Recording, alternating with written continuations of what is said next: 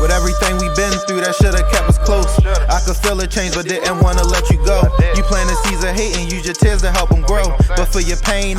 More Dezzy, we back in the woods ring. And today we're going to be talking about Gus the Bus versus JK Dobbins. Who's really going to be the number one back come the beginning of the season? We're past rookie mini camp now. Rookie mini camp concluded yesterday. We got to look at the receivers.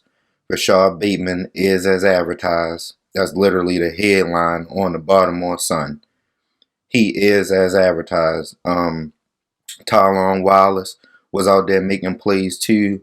As far as I saw, that backup quarterback they brought in was definitely dropping dimes. They had a couple of highlights with Ben Mason catching passes, as I mentioned in my rookie review, that they will most likely use him in that Kyle Juszczyk kind of manner, and I feel as though he's going to be on the field.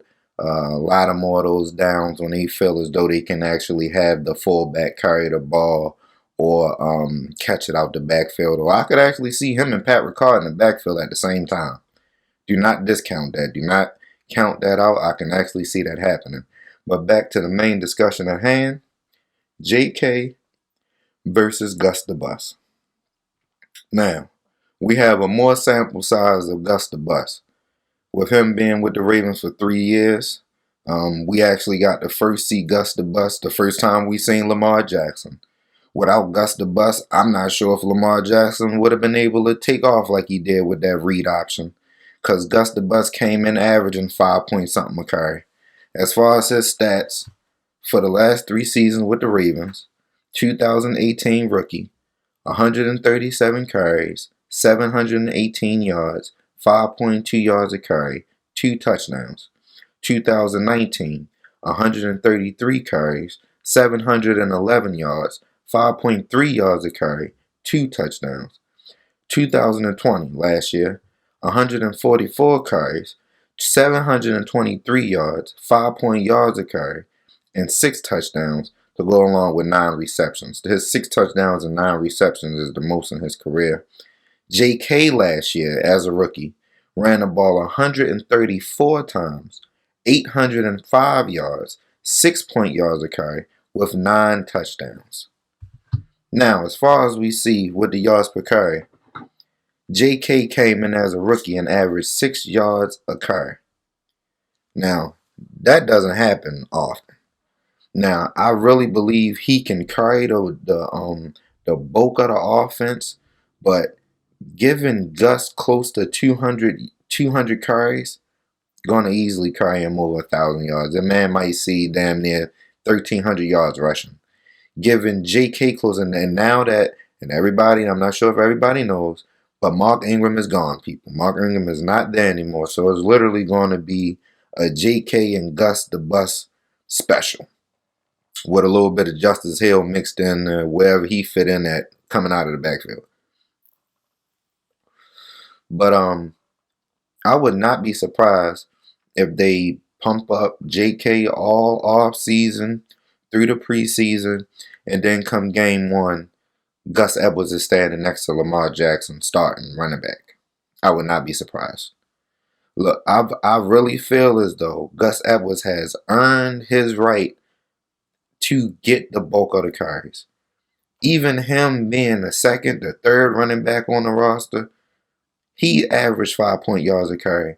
Last year, I didn't even see where he got 700 yards, and he still accumulated that many yards. So if you get a consistent dose of Gus Edwards, and you give him that Lamar Jackson special that you don't know the Houdini back there when he do that fake handoff, and you don't know if he got it or Gus got it, man, it's magic. It's like watching Houdini, David Blaine play quarterback. That's why Lamar is so special. But now JK, I can still see JK being the number 1 too.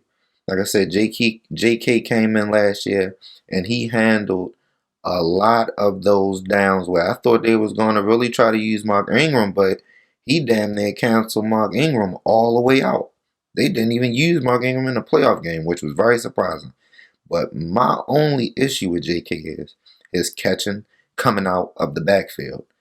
Even at Ohio State, He dropped a couple passes, big passes, in a couple of those championship games that would have kept drives going. He dropped some passes with the Ravens last year.